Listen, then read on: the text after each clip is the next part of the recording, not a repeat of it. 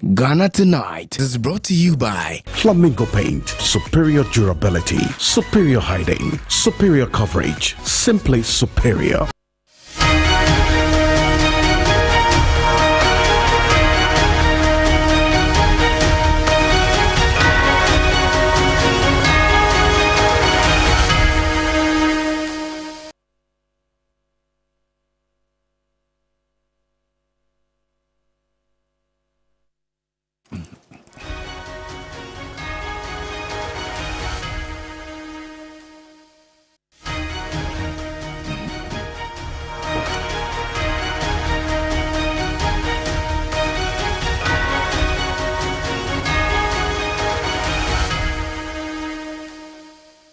Well, hello, good evening. Welcome. This is Ghana Tonight. We're live from News Abata Desawe Kanda, also live on TV3 Ghana on Facebook, DSTV channel 279. We're all across the world on 3news.com. I am Alfred Ocansey. Tonight, President John Dramani Mahama takes lead in declaring his assets and liabilities as publicized, urging all his appointees to do so latest by March 31 or risk being sanctioned.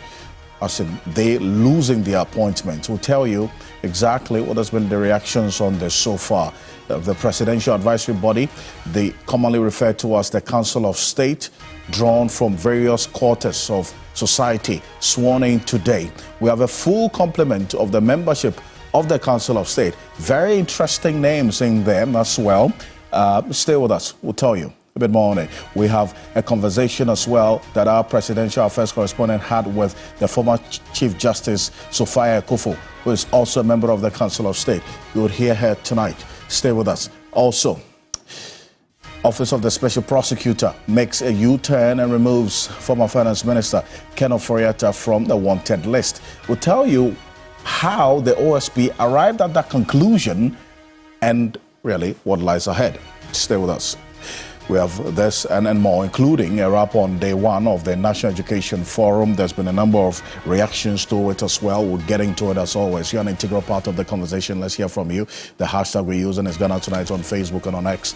Let's get talking.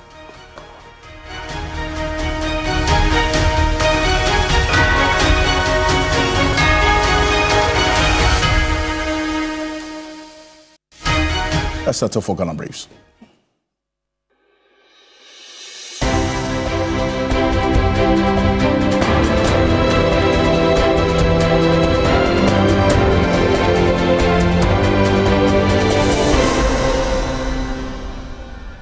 President John Mahama has submitted his assets declaration forms to the Auditor General with a clear directive to the Chief of Staff to instruct all appointees of government to take steps to declare theirs by close of March 31, 2025. The President has, in a stern caution to all public officers, indicated that he takes very seriously assets declaration and will not tolerate non-compliance. I've also taken this step to send an unmistakable signal to all public office holders, especially those that I have appointed, that I take the declaration of assets very seriously and expect full compliance from them. I've asked the Chief of Staff to send word to all appointees to ensure that they declare their assets by the end of the first quarter of this year, that is by 31st March 2025. I wish to stress that any appointee failing to meet this deadline would face severe sanctions, not excluding removal from office. Even as we strive to hold past government officials accountable for their stewardship, I deem it even more imperative to enforce anti-corruption among our present public office holders. Charity, they say, begins at home.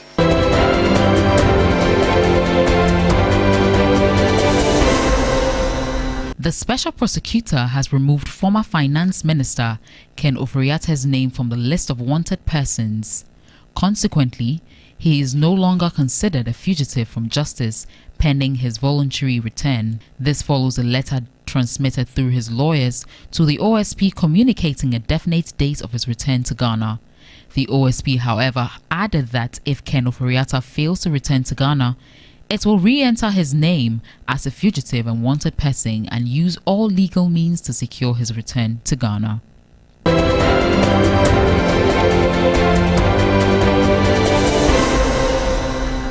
The Ghana Journalists Association says it will stop at nothing in securing justice for slain journalists and media practitioners assaulted in the line of duty. It says assurances are not enough, promising to seek international legal redress in the case of deceased investigative journalists Ahmed Swale and Lateef Idrisu, who is enduring a lifetime injury. The GGA has called on the President and security to act immediately. In the case of Ahmed Swale, our international partners, including the Federation of African Journalists, FAJ, and the International Federation of Journalists, IFJ, have also indicated their readiness to pursue justice. If we don't see or hear anything concrete from the police after the end of March 2025, we shall proceed to the ECOWAS Community Court of Justice to find justice for Swale and Lateef.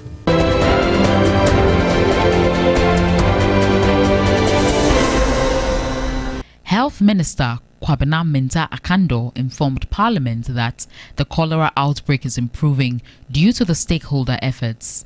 However, he stressed the need for a multi-sectoral approach to tackle sanitation challenges. On meningitis, he acknowledged the severity of the outbreak, but assured Parliament of the government's ongoing response measures. The current meningitis outbreak in the Upper West region is rightly a cause of serious concern. In the current season, as of Sunday, 16 February, we had recorded over 129 cases and unfortunately 16 deaths, while 29 people are currently on admission. Despite the substantial number of cases and unfortunate deaths, I wish to assure the House and the good people of Ghana that we have made considerable efforts to keep the outbreak under control.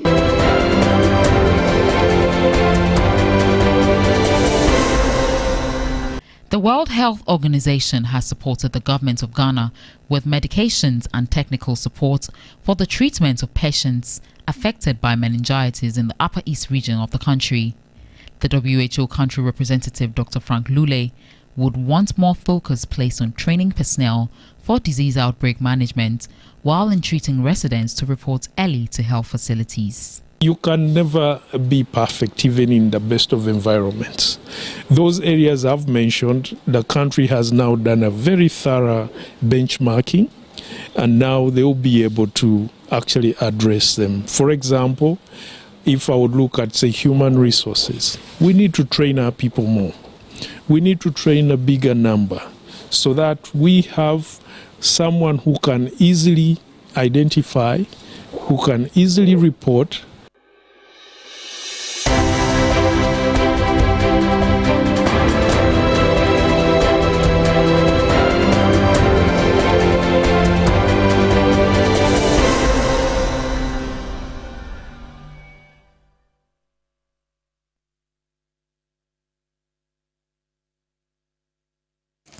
There's more news on 3news.com. Make some time and visit 3news.com. This is Ghana Tonight. Coming up next, Office of the Special Prosecutor makes a U-turn and removes former Finance Minister Ken Ofori-Atta from the wanted list. We'll tell you how the Special Prosecutor arrived at this conclusion and indeed what lies ahead. But just to establish some context in this, the Special Prosecutor, just about a week ago, declared the former Finance Minister Ken Ofori-Atta a wanted man. This is exactly what Kessie Jabing, the Special Prosecutor, said in that public announcement at the press conference just about a week ago. Take a look. OSP is unconvinced that the purported medical letter transmitted by Mr. Ofori-Atta through his lawyers to the OSP represents a medical report to the effect that Mr. Ofori-Atta is incapacitated or is so sickly and invalid to the extent that he is physically unable to return to the jurisdiction without imperiling his life. The OSP declares Kenneth Nanaya Ofori-Atta a wanted person. He is a fugitive from justice. The OSP will take all necessary legal steps to secure his return to the jurisdiction and attendance at the OSP. And this is to Mr. Ofori-Atta. You have two choices. You can either return to the jurisdiction voluntarily or the OSP will enforce your return. Mr. Ofori-Atta, the OSP did not raid your house on Tuesday, 11 February 2025. Our intelligence points us to state that the purported raid on Mr. Ofori-Atta's residence was staged, or at best, an imposter action in an attempt to court disfavor for the OSP and to derail the investigation.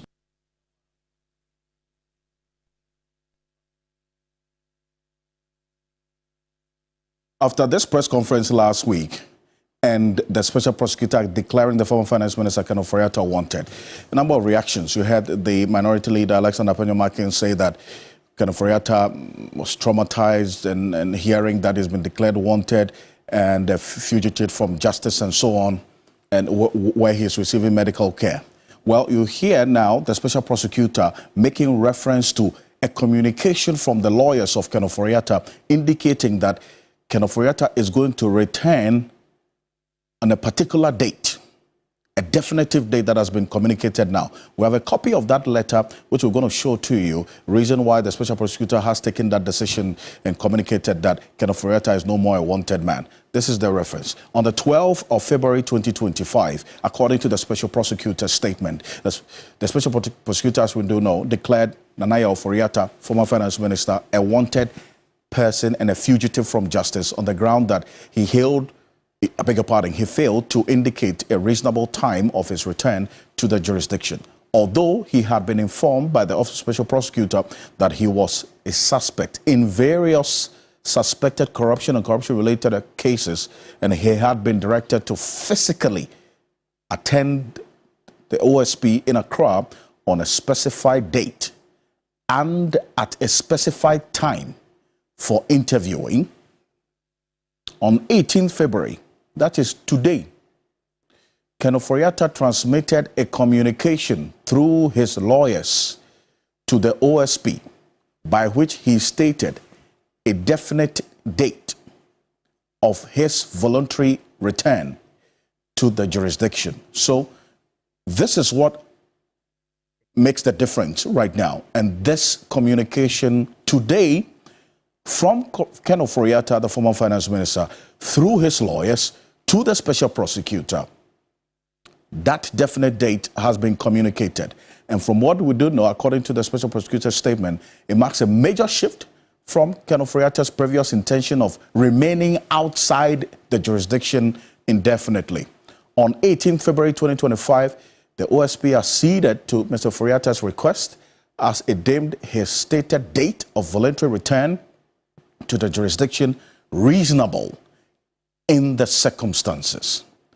On 18 February, OSP attendance at the OSP taking into account Ken Ofori-Atta's stated date goes on to say, consequently, Ken Ofori-Atta has been removed from the OSP's list of wanted persons, and the OSP ceases to consider Ken Ofori-Atta a fugitive from justice, pending his voluntary return to the jurisdiction as stated earlier. So because of this latest development, this 18 February communication from Ken Ofori-Atta, that is what has led to the special prosecutor taking that decision to take him off the wanted list. But then again, you want to know which date exactly is Ken Ofori-Atta coming, and which date did he communicate to the special prosecutor, for which the special prosecutor says, well, this is a very reasonable date, as stated. So I'm going to go with it. I'll take you off the wanted list. This is it. We have a copy of a communication from Ken Ofori-Atta's lawyers to the special prosecutor today, which has led to this decision.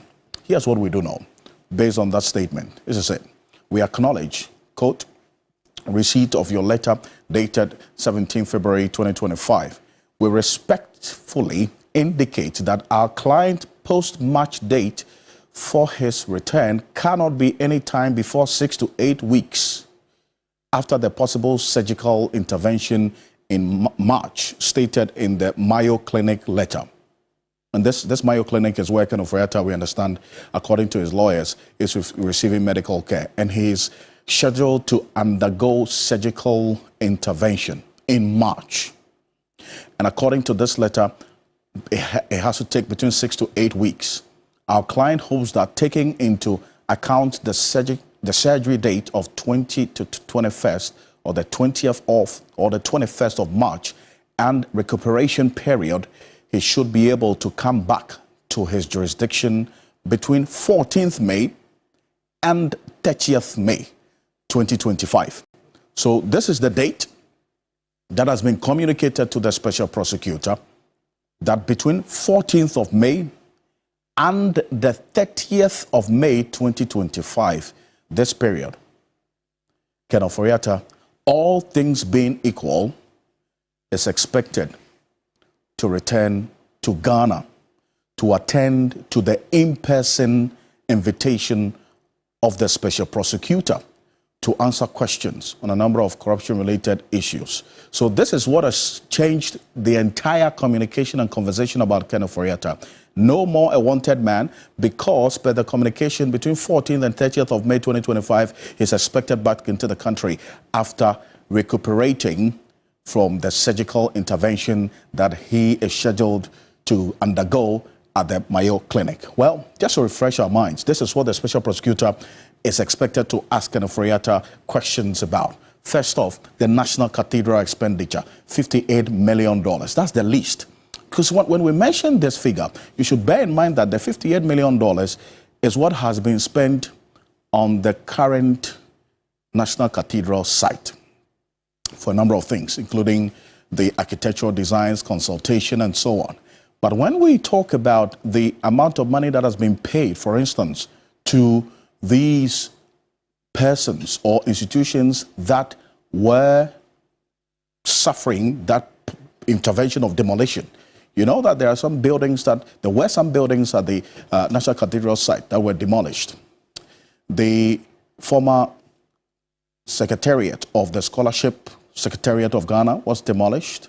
We have a number of judges' bungalows, we understand 11 of them also demolished.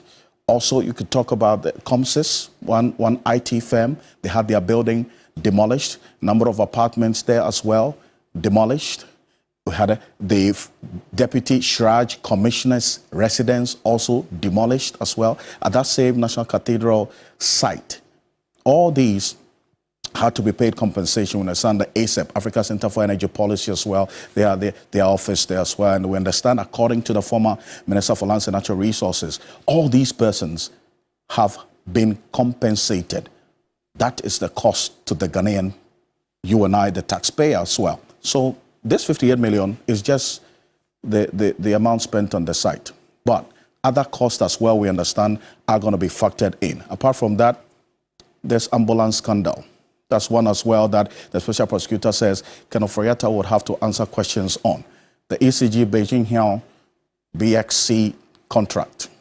That is one as well that he's going to be questioned on the abrupt termination under what the OSP says are unclear circumstances, raising the matter of transparency regarding the decision to terminate that contract. We know this, the GRA SML monitoring deal. Manasseh Azora-Awene led that investigation together with the team at the Fourth Estate. The former president, Nana Akufo-Addo, issued a directive for KPMG to audit this particular deal. There was a recommendation that was made. It's been a little over a year now. We're seeing this.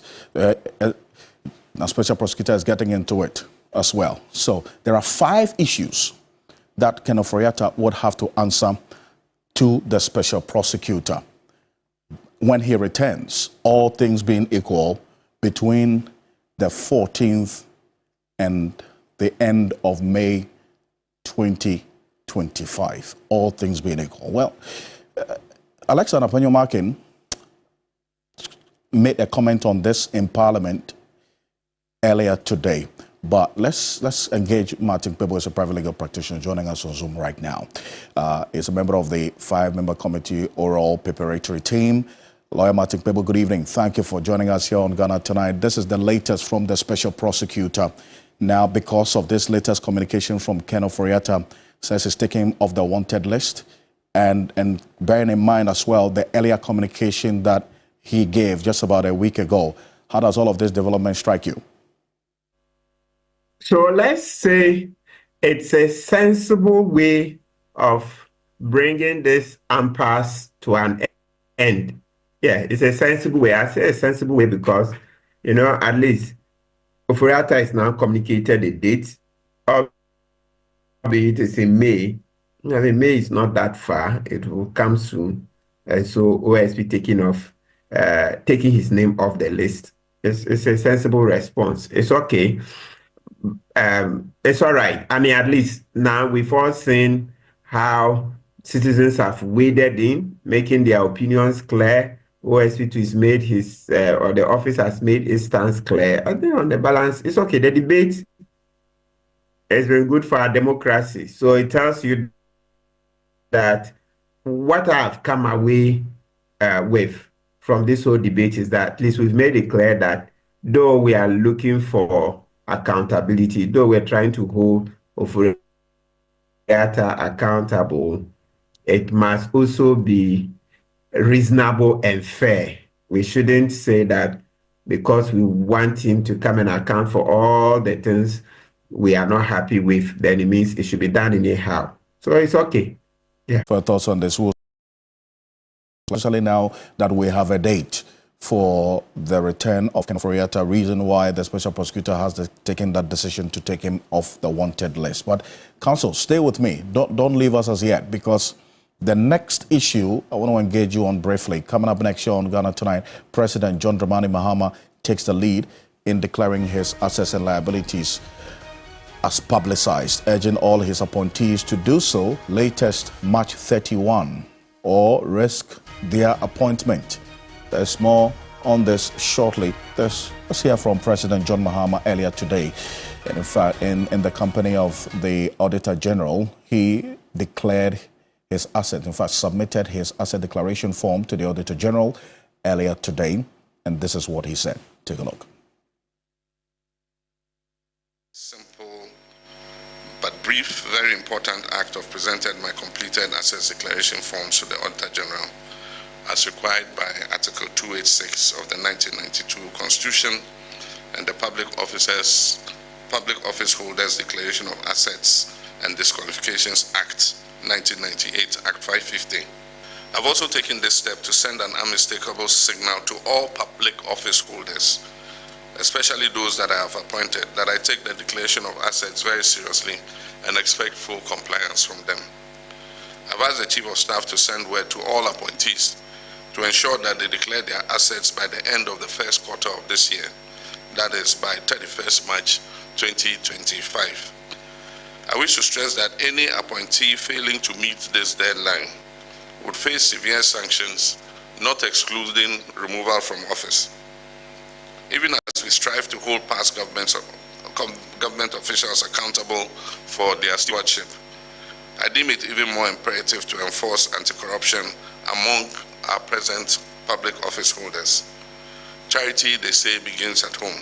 I'm therefore determined to take the necessary steps to ensure that we fight corruption vigorously so that the precious little resources that have been entrusted to us by the Ghanaian people are used only in their interest. There have been issues raised about the effectiveness of the current assets declaration regime. We must take advantage of the current constitution review process to strengthen the assets declaration regime to make it more relevant to changing times.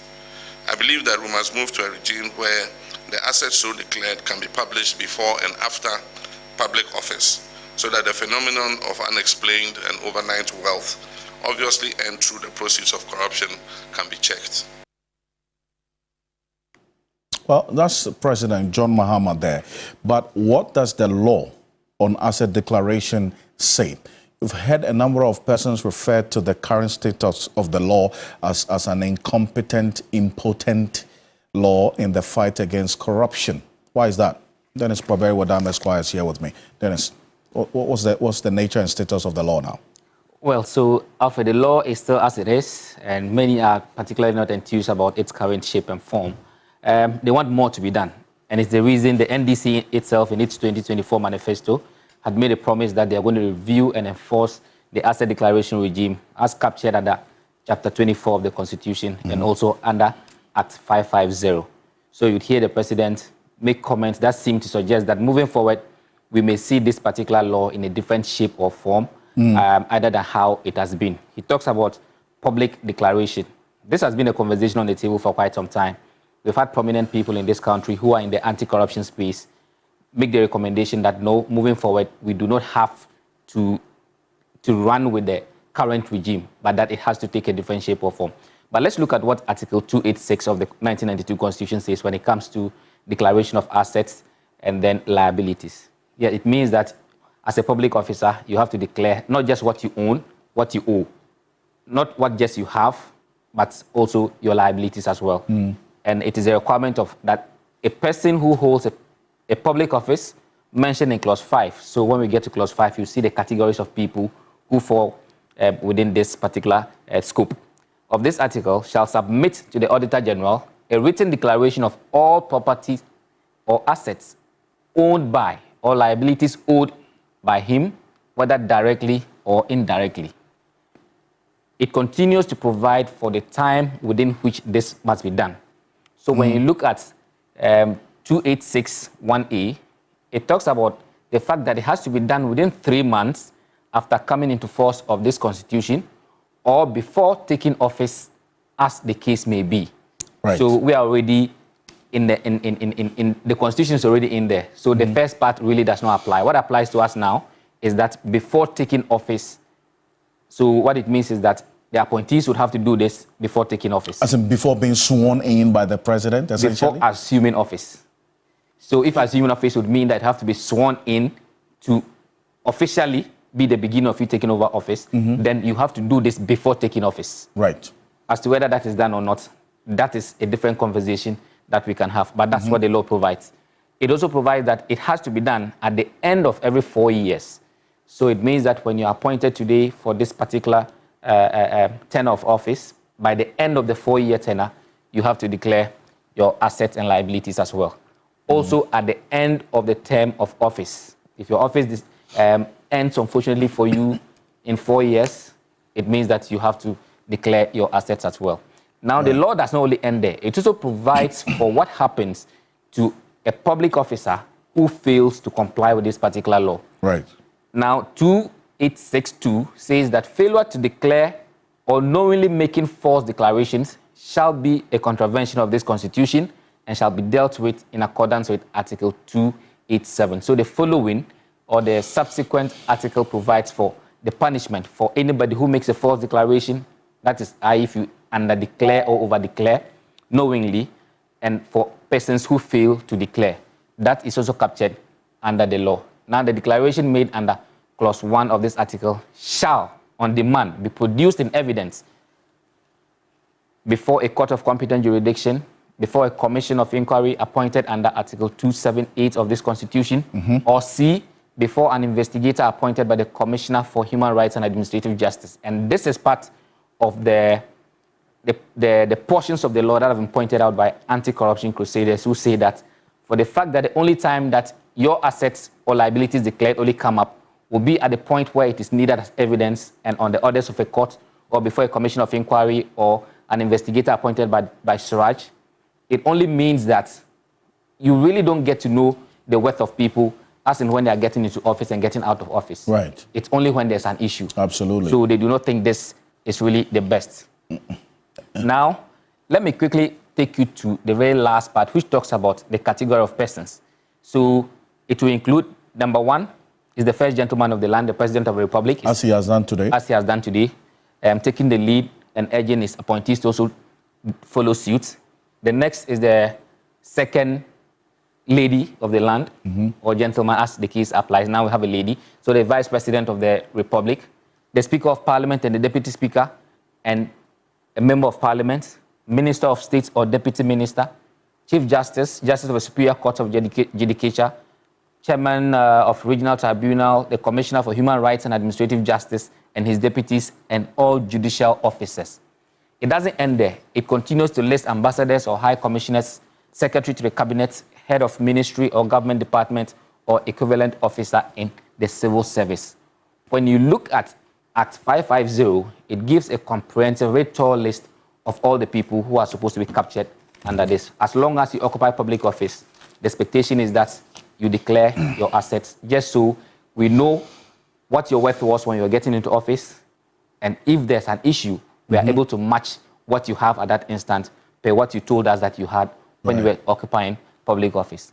So essentially, that's the scope of the law, and it is the reason that many think that as it stands now, there need to be a bit of modifications to it, just so it's a bit more tight for people who want to under-declare or not to declare at all, to be monitored carefully. It is the publication bit that has been very topical, so that you and I get to know the assets that public officers own even before they get into office. Because there's been that, and I hear Daniel Yadomelevo always say, the former Auditor General always say that he suspects that sometimes some of these persons who are supposed to declare their assets just put newspaper pages into the envelope and just go and give it to the Auditor General. Reason being, the Auditor General, as we've seen now, per the law, as Dennis referenced, Lawyer Martin Pebu cannot even open it to verify that indeed what you have stated is what it is the true state of your assets that you own.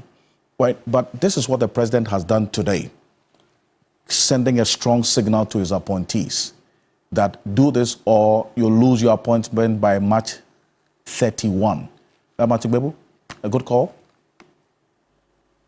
That deadline is way too long than envisaged that by the Constitution. If you read Article 286 clause 1 deals with the duration, or let's say the time frame. Clause 1 makes it very clear that the asset declaration should be done before the person takes office. Yes, it's very clear. It's before the person takes office. So that means that all these appointees, before they enter their office, before they are giving keys to their offices, that's by then they should have done so. And if you look at it, it's not that difficult. I remember one of the appointees, going to Auditor General's place. They'll just ask you to bring an ID. Yes. And then you pick the photocopy of your ID. Yeah. Then you pick the form. It's not difficult. And considering too that the key thing for us to use in this analysis is that to get these appointments, the ones that involve the green letter, you see today, the president was referring to the green letter. Master, it's no joke. A lot of them take a lot of lobbying, some even years. Always let's remember a critical event in this lobbying process. Sometime in June or July, Esedun Ketia came out, that's a party chairman, came out to say that people's attempts at lobbying were even distracting the campaign. So that tells you that people had been lobbying well before this stage. And considering that the form doesn't cost much, I subscribe to the view that once you start lobbying, go and get a form. Or did I even say it doesn't cost much? My apologies. It doesn't cost money. So what can happen is that, assuming worst case scenario, assuming let's say even 100 people are lobbying for one position. I don't know how 100 can lobby, but I'm just giving a crazy example so that we'll see how to, fix this problem. 100 forms, that's no money. Right now, we don't charge them money for it. But if let's say we're to find out that every potential, what do you call it, person, or the prospective, so call them prospective employees, okay, or prospective appointees, because they will all go and pick the form. We can decide to charge maybe 5 cedis or 10 cedis to recover, because then the numbers are going to go up. So as you are lobbying, you also have the form with you, so begin to fill. In any event, filling the form is not an exercise that should take 4 days, 5 days, no, but it's just to show that people who start lobbying started months before, some even years before. So we can't be held to say that, I was just appointed yesterday. No. Or just appointed today. No. Okay. You would have started lobbying years on form and fail as you go along, so that whoever is declared, so for our purpose, let's call it winner of the position, or whoever is successful at getting the position, then only that person goes with it. You say, right? Yeah. I mean, let's look at it. Does it cost money? Or if now we are going to charge, how much is it? It's no money, practically. And so that's where we should be looking at. And secondly, lobbying is not a one-day event. No. People start. So based on all of these references, you maintain that March 31 deadline given by the president to his appointees to declare the assets is too far, or it's too long, in your words?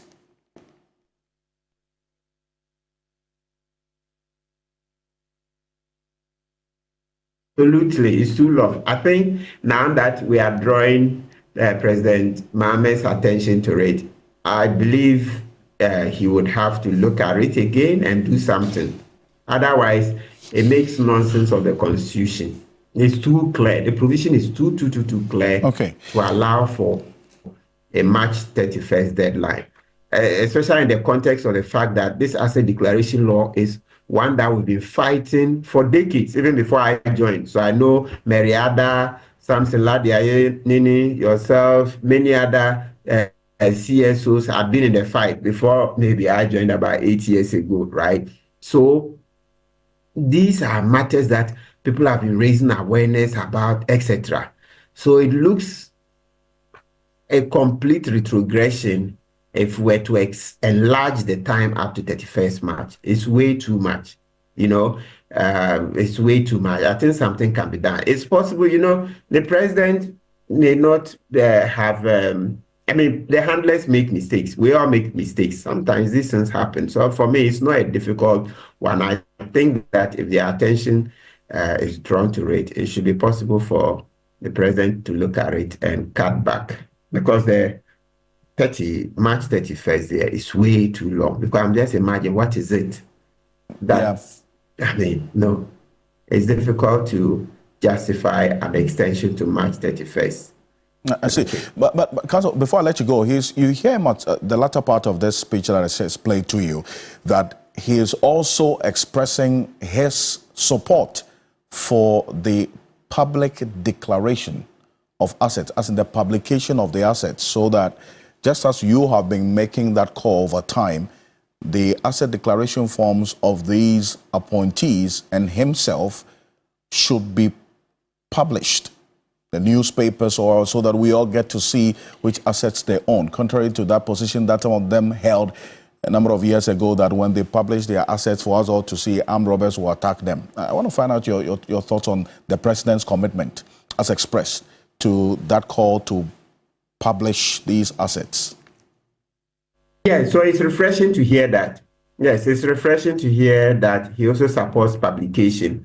We've shown how in the PNDC era, we used to publish those assets. So the law in the PNDC era is better in that respect. So it's good to hear that President Mahama also supports the publication of the assets. So now the next thing we say that, okay, then let's get on with it, that the drafting, etc., would continue. President Kufuor made a promise to give us a world-class code of conduct for public officers. That's a popularly, let's call it, asset declaration law. But it didn't come around to it. Even as of September 2024, at the bar conference in Kumasi, he repeated the promise that he was going to give us the law, but it never came true. In Cape Coast 2023, he repeated it. It didn't see the light of day. We also had made the point in times past that the IMF should also take a bit of a blame for it, because the IMF knows that, look, corruption is a huge problem in Ghana. They made it a condition precedent, or we popularly say conditionality. Yet they didn't put timelines. So the IMF itself too has questions to answer in respect of how this asset declaration law was not made a priority. So, President Mahama made it one of the promises in the 120-day social contract. So hopefully one of these days we'll hear that maybe the committee drafting that bill has been set up, etc. We already have a bill. A bill. A bill is a draft that has not been passed by Parliament yet. So they will look at it and then see what further improvements we make. And then we will also come in, citizens and civil society, to also weigh in and Right. Council, appreciate you for this. And thank you so much for joining us here on Ghana Tonight. Martin Bebo is private legal practitioner. Is a member of the 5-member committee, Operation Recover All Load preparatory team. They've wrapped up their work, also assisting the Attorney General on the next step to this oral. Coming up next here on Ghana Tonight, the Presidential Advisory Body, commonly referred to as the Council of State, drawn from various quarters of society, sworn in today by President John Mahama. We have the full complement of the membership of the Council of State. Very, very interesting details we have for you. A number of reactions to it already. A number of persons also surprised at some of the names that we saw today. But President John Mahama has charged the newly sworn in members of the Council of State to let their tenure mark a shift from the public perception that they only serve as a rubber stamp of decisions made by the executive arm of government. The president opines that critics have questioned the relevance of the Council of State, and rightly so, especially because, say, their advice is not even binding on the president. The president says they need to prove such persons wrong. Take a look. This spirit that the Council of State was established to serve as a reservoir of experience, a fountain of guidance, and a bastion of non-partisan insight for the executive arm of government. The Council of State, as a distinguished advisory body, is composed of men and women of integrity, experience, and sound judgment. Your role is not merely ceremonial, it is one of profound responsibility. You are expected to offer wise counsel on matters of governance, policy, and national development, drawing from your diverse backgrounds and experience. The times we find ourselves in demand nothing less than selfless service, constructive dialogue, and unwavering patriotism. Our nation faces complex challenges, including economic distress, social cohesion issues, and the need to strengthen our democratic institutions. In addressing these issues, your voices must be heard not in mere rhetoric, but in insightful, actionable, and transformative guidance that will propel our nation forward. As you take your oath of office today, I urge you to be guided by the principles of integrity, objectivity, and above all, the national interest. Let your deliberations be marked by sincerity, your advice be rooted in wisdom, and your service be inspired by the supreme welfare of the people of Ghana. I also wish to draw attention to heightened expectation of all who serve in public office. Ghanaians have indicated their revulsion for poor governance and have come to expect nothing short of quality administration of their affairs. So that's the president there, but former Speaker of Parliament and Chair of the Council of State, in fact, also former Member of Parliament for the Fenova constituency, Edward Duajaho, assured that the president, they will deliver on their mandate. Take a look. It's true, many have questioned the relevance of the Council of State, as you rightly pointed out. Some have even called for its abolition. But I want to assure you that this council will be a council of a difference. Council of State is a body that is supposed to be advising the president. I'm not going to sing his master's voice, so to speak. An advisor does not parrot. An advisor speaks with honesty. An advisor looks to the best interest not only of the person they are advising, but of the function the person is serving.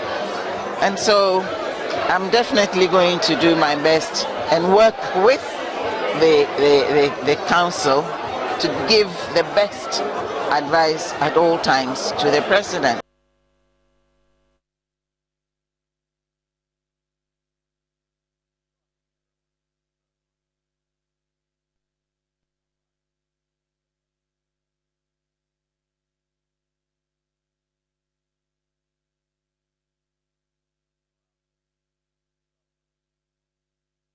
a number of you were surprised at this. The former Chief Justice of the Republic of Ghana, Sophia Akufo there, she's a member of the Council of State. Yes, so if you didn't know this, we put out earlier on TV3 Ghana on Facebook. Kamala Klocha, Presidential Affairs Correspondent, was there for us. So Sophia Akufo, together with many others as well, on the Council of State.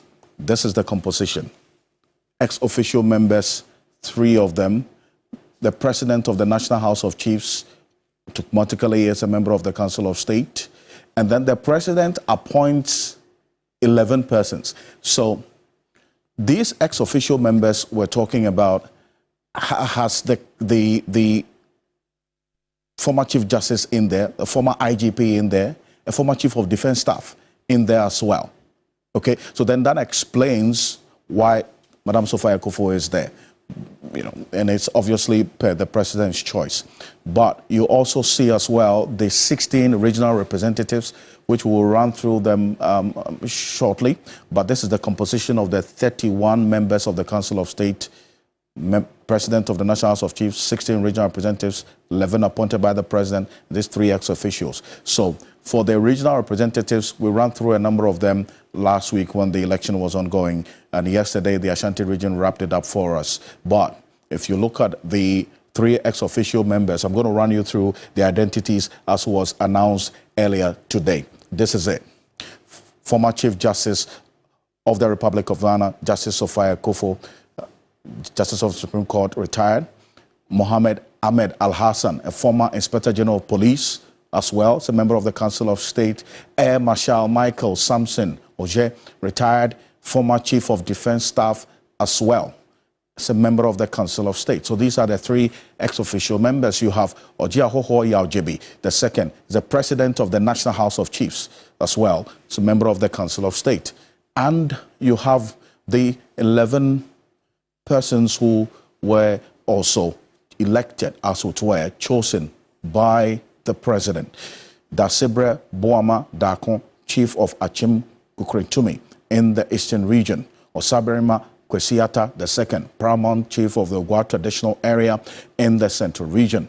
Justice Vida Akoto Banfo, Justice of the Supreme Court, retired, former Justice of the Supreme Court, also represented Greater Accra Region, and His Royal Highness Mankpanura Jakpa Acho Ade Borenyi I, Paramount Chief of the Mankpang Traditional Area in the Savannah Region as well.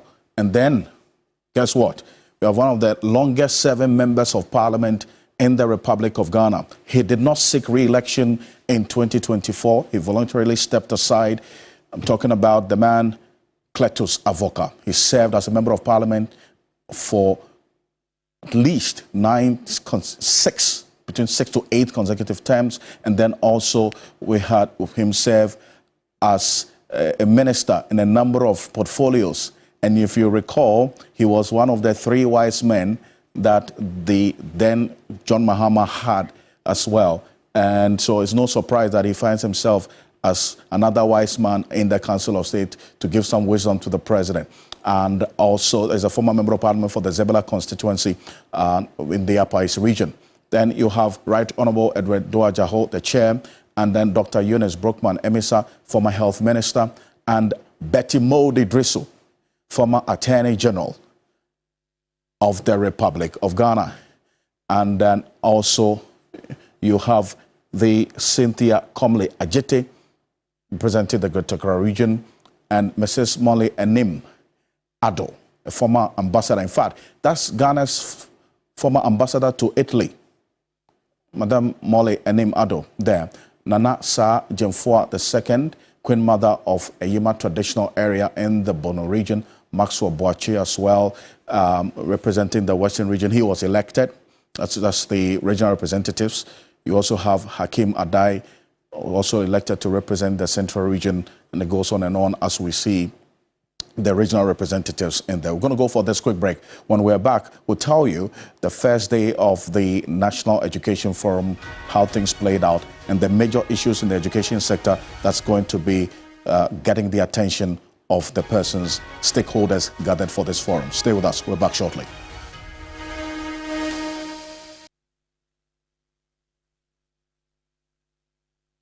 bucket of Flamingo paint is equal to several buckets of any other paint brand on the market. Flamingo paint, superior durability, superior hiding, superior coverage. Flamingo paint, simply superior. You know, one bucket Flamingo paint is equal to several buckets.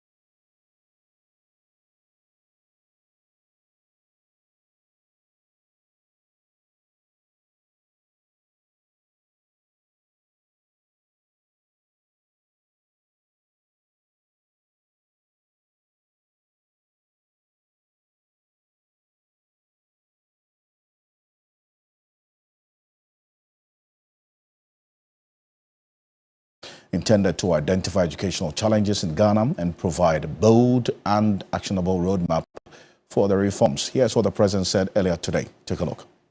To ensuring that all who are concerned about education in Ghana have an opportunity to contribute meaningfully to shaping the policies and programs that will deliver the kind of education we all want. I'm gratified that this has become a reality, and I stand before you today to officially open the National Education Consultative Forum with great pleasure and a deep sense of purpose. This moment marks a significant step in fulfilling one of the commitments of our 120-day social contract with the good people of Ghana. A commitment to build consensus on the urgent and necessary reforms needed to reset our education sector. Education reform is a shared responsibility.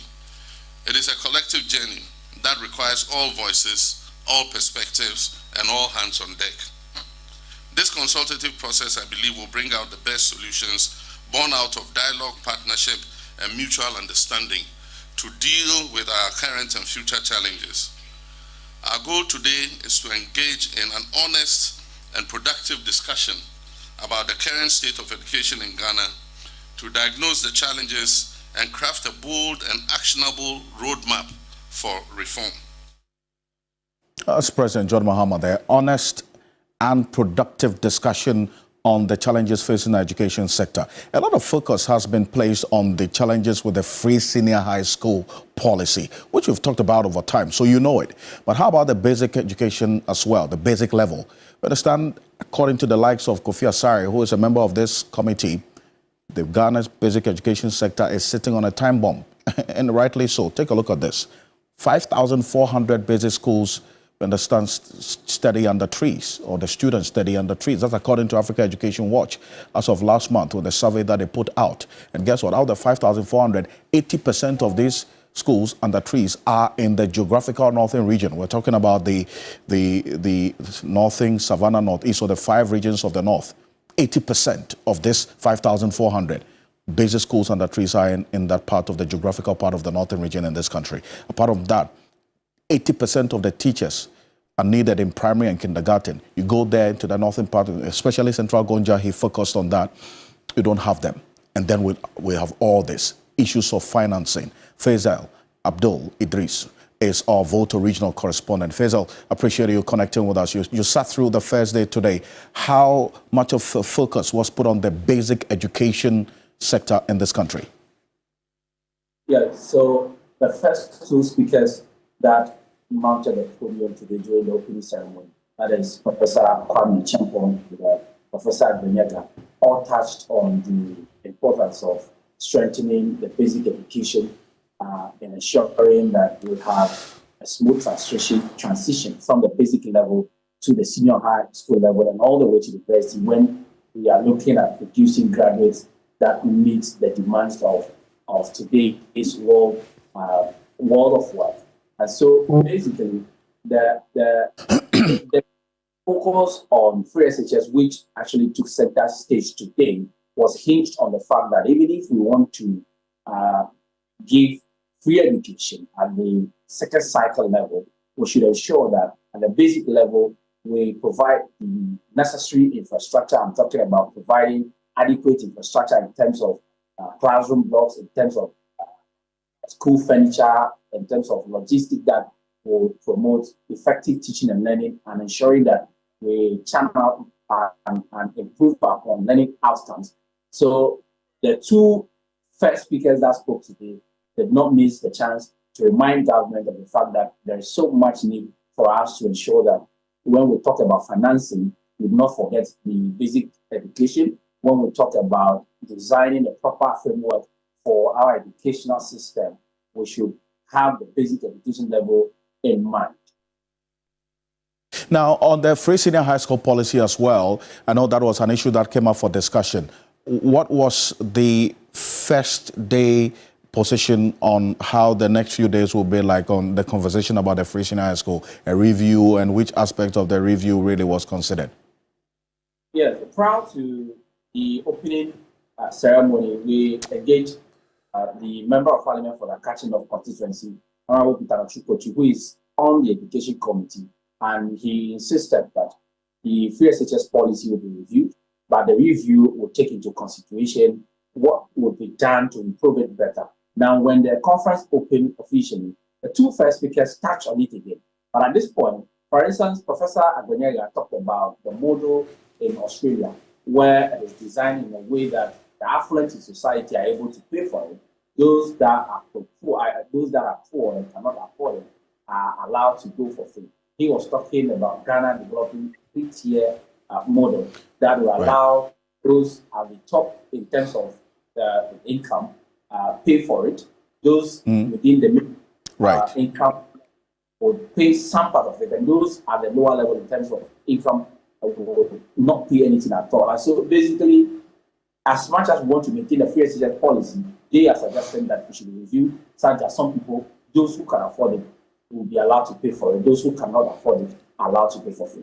Faisal Abdul Idris there is going to sit through this forum for the number of days ahead of us. So stay with us here on Ghana Tonight. Every day we'll have updates on this forum and the conversation that took place there. Faisal, appreciate you as always. Thank you for connecting with us. It's our Volta regional correspondent. On behalf of the rest of the team, thank you for joining us here on Ghana Tonight.